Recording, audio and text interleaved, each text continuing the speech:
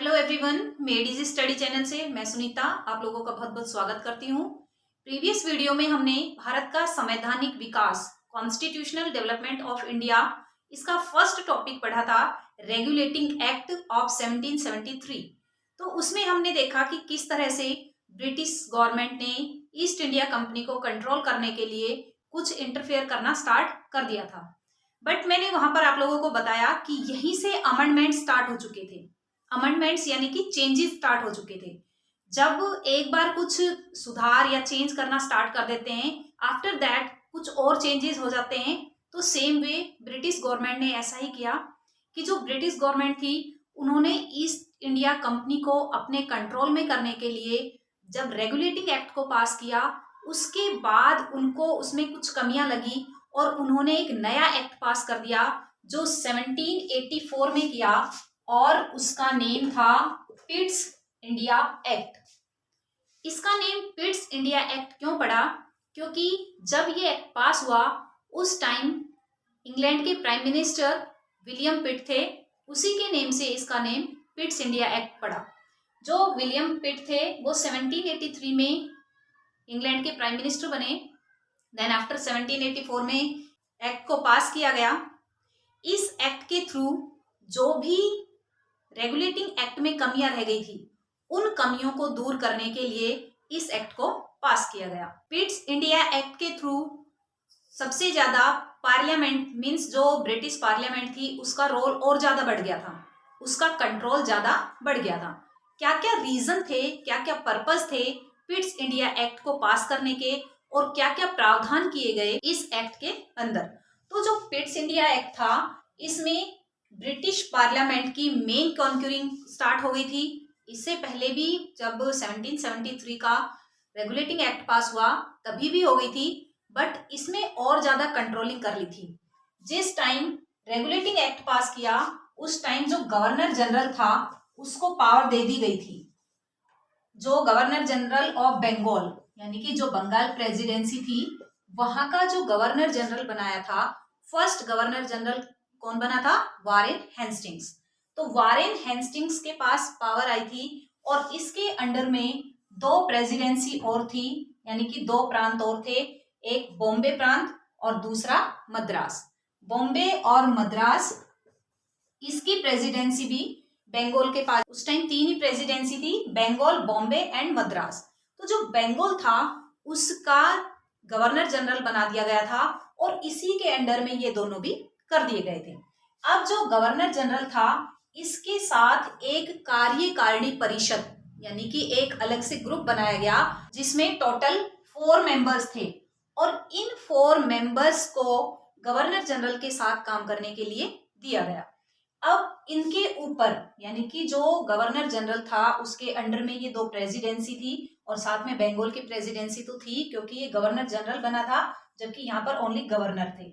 अब यहाँ पर इनके ऊपर एक और ऑर्गेनाइजेशन बनाया था, एक और ग्रुप बनाया था, उसका नाम था बोर्ड ऑफ डायरेक्टर। यानी बोर्ड ऑफ डायरेक्टर कंट्रोल रखेगा गवर्नर जनरल के ऊपर कि ये क्या काम करता है, उसकी सारी रिपोर्ट इसको बोर्ड ऑफ डायरेक्टर को देनी होगी। अब जो बोर्ड ऑफ डायरेक्टर था ये रिपोर्ट देता था ब्रिटिश गवर्नमेंट को, लेकिन अब इसके ऊपर भी एक और ग्रुप बना दिया, एक और ऑर्गेनाइजेशन बना दिया, अब एक और कंट्रोलिंग पावर बना दी और उसका नाम था board of control. Board of control जो अभी तक सारे वर्क बोर्ड ऑफ डायरेक्टर देखता था, अब उसके ऊपर एक और supreme power board of control को स्टेब्लिश कर दिया गया और ये बोर्ड ऑफ कंट्रोल रिपोर्ट देगा ब्रिटिश पार्लियामेंट को। किसको रिपोर्ट देगा? British parliament.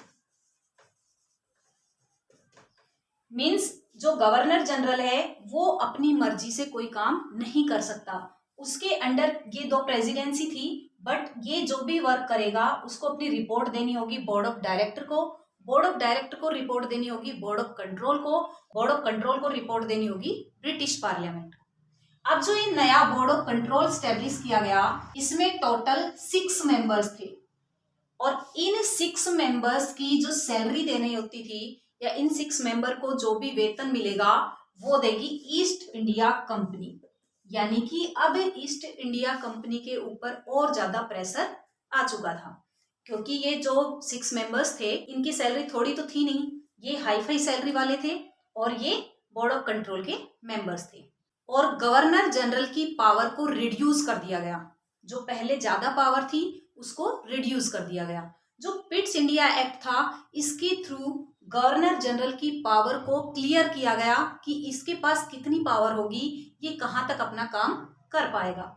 इसके अलावा जो एक सुप्रीम कोर्ट स्टैब्लिश किया गया था इन 1774 में, जो कलकत्ता में स्टैब्लिश हुआ था, तो इस सुप्रीम कोर्ट का अदर नेम जो था इंपीरियल कोर्ट भी था।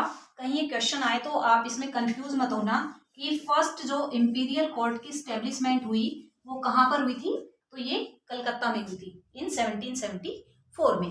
तो जो 1774 में इंपीरियल कोर्ट की स्टैब्लिशमेंट हुई थी उसकी भी सिचुएशन को क्लियर कर दिया गया।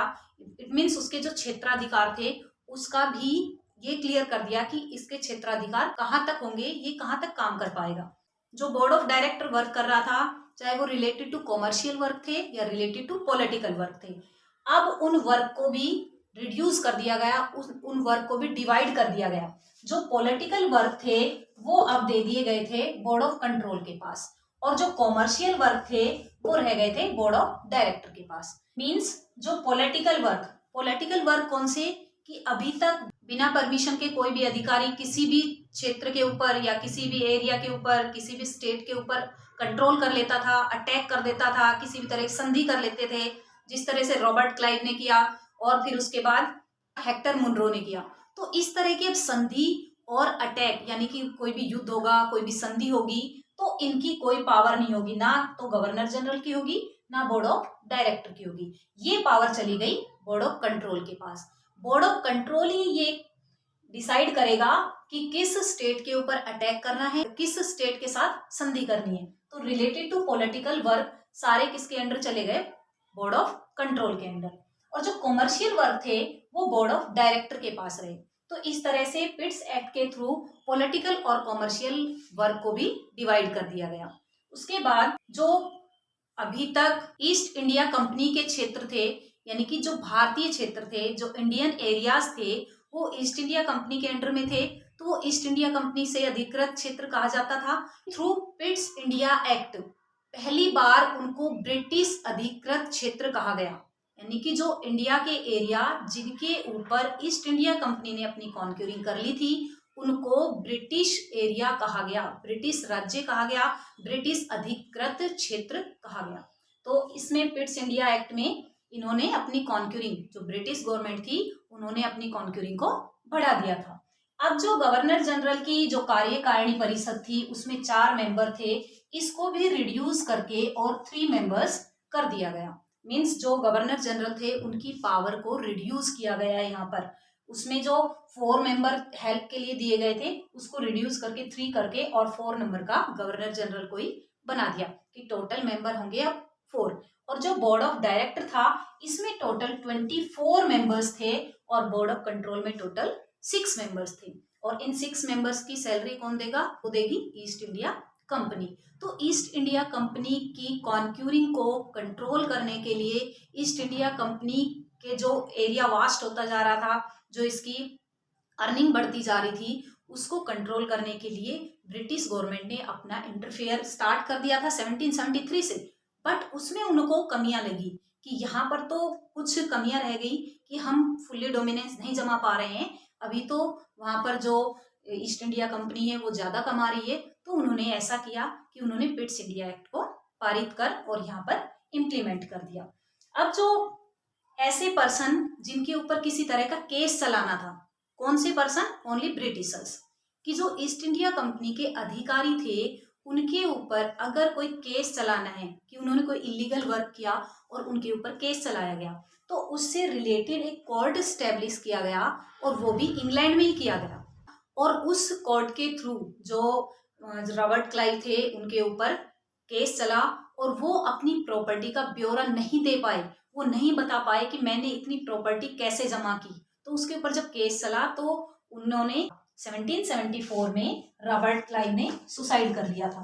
तो ये सारे क्या था, पिट्स इंडिया एक्ट के थ्रू था कि किस तरह से पिट्स इंडिया एक्ट के थ्रू ब्रिटिश गवर्नमेंट ने अपना कंट्रोल बढ़ाया और बोर्ड ऑफ कंट्रोल को स्टैब्लिश करके उसकी सारी रिपोर्ट ब्रिटिश पार्लियामेंट को देंगे। यानी कि वर्क कर रहे हैं इंडिया में, ये कर रहे हैं ईस्ट इंडिया कंपनी, लेकिन सारी रिपोर्ट किसके पास जा रही है? वो सारी ब्रिटिश गवर्नमेंट के पास जा रही है, ब्रिटिश पार्लियामेंट के पास जा रही है। तो आपको ये क्लियर हो गया होगा कि 1784 का जो पिट्स इंडिया एक्ट था वो क्यों पारित किया गया। उसको पारित जब किया गया तो कौन वहां के प्राइम मिनिस्टर थे। ये जो ड्यूरिंग 1773 जब रेगुलेटिंग एक्ट पास हुआ तो उस टाइम के प्राइम मिनिस्टर कौन थे और इस टाइम के कौन थे, ये भी आपको अच्छे से लर्न हो गया होगा। आप अपनी नोटबुक ओपन कीजिए, वीडियो को बीच में पॉज करके आप अपने नोट्स बनाइए, बार बार उनको रिवाइज करिए। ये बहुत छोटा एक्ट था और इसमें इतनी ही बातें इंक्लूड की गई थी जो यहाँ पर मैंने बता दिए। अब आपको एक कंफ्यूजन और होगा कि जो ये रेगुलेटिंग एक्ट है, पिट्स इंडिया एक्ट है, इसको तो मॉडर्न हिस्ट्री में भी पढ़ाते हैं। तो आप कंफ्यूज मत हो, इसको जो कॉन्स्टिट्यूशनल डेवलपमेंट है उसमें भी पढ़ाते हैं और मॉडर्न हिस्ट्री में भी पढ़ाते हैं। जब मॉडर्न हिस्ट्री का टॉपिक कराया जाएगा तो उस टाइम भी आपके ये टॉपिक करवाए जाएंगे। तो इसमें आप किसी तरह का डाउट मत रखिए और इसको अच्छे से लर्न कर लीजिए। अब इसमें मेन रोल समझ में आ गया होगा। ऊपर British parliament, then board of control, then board of director, then governor general और उसकी कार्यकारिणी समिति। तो ये सारा जो साइकिल था, जो वर्क कर रहा था, ये कौन से एक्ट के थ्रू हुआ? Pitt's India act. I hope इसमें पिट्स इंडिया एक्ट में कोई भी आपको डाउट नहीं होंगे। अगर आपको कोई डाउट लगता है तो आप कमेंट सेक्शन में लिख सकते हैं। मिलते हैं नेक्स्ट वीडियो में एक नए टॉपिक के साथ। Okay bye, take care.